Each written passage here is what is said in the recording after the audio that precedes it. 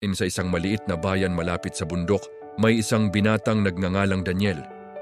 Bata pa siya nang mapansin niya na ang lahat sa paligid niya ay abala sa paghahanap ng kayamanan, respeto at kasikatan. Ngunit may ibang tinig sa kanyang puso na palaging bumubulong. Ano ba talaga ang halaga ng lahat ng ito kung ang buhay ay panandalian lamang? Araw-araw pinagmamasdan niya ang mga tao sa kanyang paligid. Ang mga mayayaman na tila masaya, ngunit palaging nag-aalala, ang mga simpleng tao na masaya sa munting bagay, at ang mga naglilingkod sa simbahan na may ngiti sa kanilang mga mukha.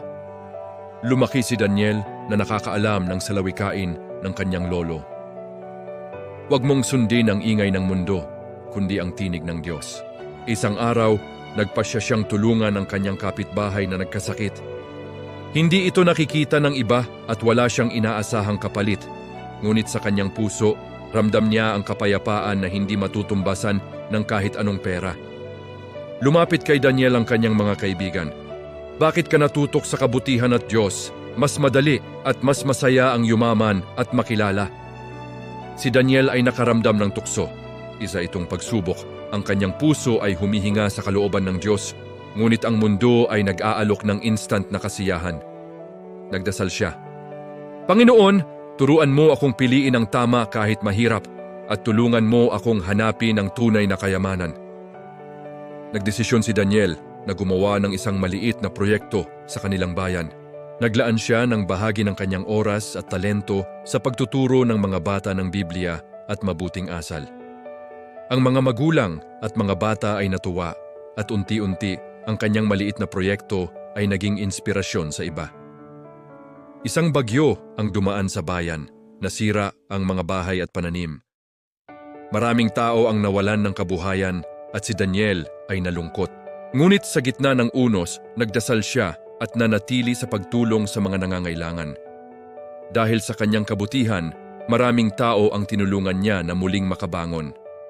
Habang tumatagal, napagtanto ni Daniel na ang tunay na kayamanan ay hindi nasusukat sa pera, karangalan o tagumpay sa mundo. Ang tunay na kayamanan ay nasa puso, pagmamahal, kabutihan at pananampalataya. May nagkasala sa bayan at nais ng iba ang paghihiganti. Ngunit pinili ni Daniel at mga kaibigan niyang magpatawad at tumulong sa nagkasala. Maraming pamilya ang nagugutom sa bayan. Si Daniel ay nagbahagi ng kanyang pagkain at kaalaman sa pagsasaka. Dahil dito, natutunan ng bayan kung paano makabangon sa krisis. Si Daniel ay nagsimulang manalangin tuwing umaga at gabi. Ginamit niya ang kanyang oras hindi lamang sa sarili, kundi sa pagtulong sa komunidad. Napagtanto ni Daniel na mahalagang gamitin ang talento at oras para sa mabuti. Tinuruan niya ang mga bata at kabataan ng Biblia, pagtuturo ng kabutihan at tamang asal. Si Daniel ay nagbahagi ng kanyang natutunan sa ibang kabataan. Ang bayan ay nagsimulang magkaisa, matulungan ang mahihirap at mamuhay ayon sa kalooban ng Diyos. May dumating na hamon sa bayan, isang panlilinlang at tukso sa kayamanan.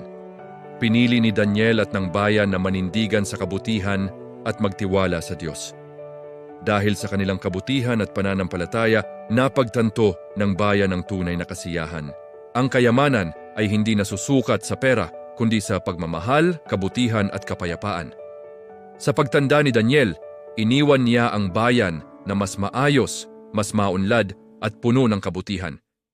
Natutunan ng susunod na henerasyon ang tunay na halaga ng buhay, pag-ibig sa Diyos at kapwa. Bago pumanaw si Daniel, nagtipon ang buong bayan sa tabing dagat. Nagpasalamat sila sa Diyos at sa bawat isa.